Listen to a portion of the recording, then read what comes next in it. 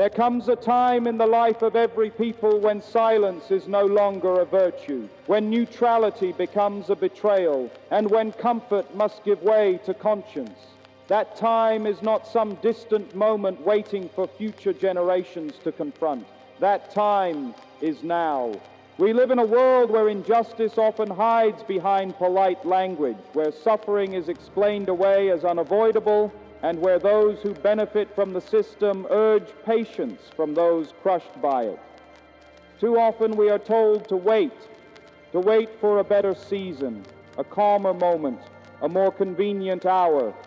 But history has taught us that justice delayed is justice denied, and silence in the face of wrong is not peace, it is complicity. Today I rise to say that there is a time to speak, a time to stand, and a time to break silence. Silence has a seductive power. It promises safety. It whispers that if we do not speak, we will not be targeted. If we do not resist, we will not be harmed. But silence also carries a terrible cost.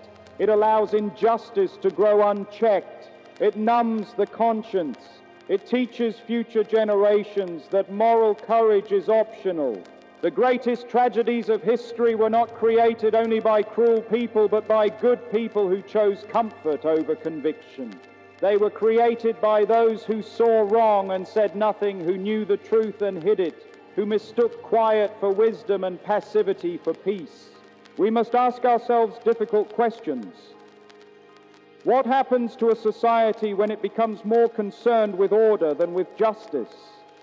What happens when laws protect systems instead of people?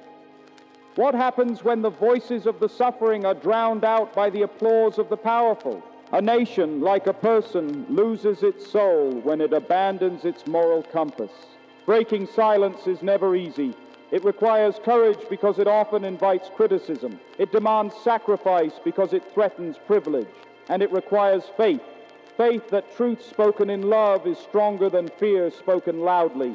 Those who break silence are often labeled as troublemakers, agitators, or extremists. But history has a different name for them: prophets, reformers, and builders of conscience. We must remember that progress has never been handed down as a gift. It has always been demanded by those who refuse to accept injustice as normal. Every major advance in human dignity was born when someone dared to say, "This is wrong, and it must change."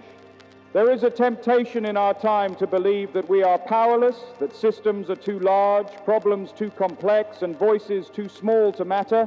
But moral progress has never depended on the size of a voice. It has depended on the clarity of its message.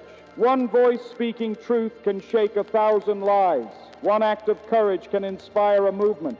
Breaking silence does not mean shouting in anger or speaking without thought.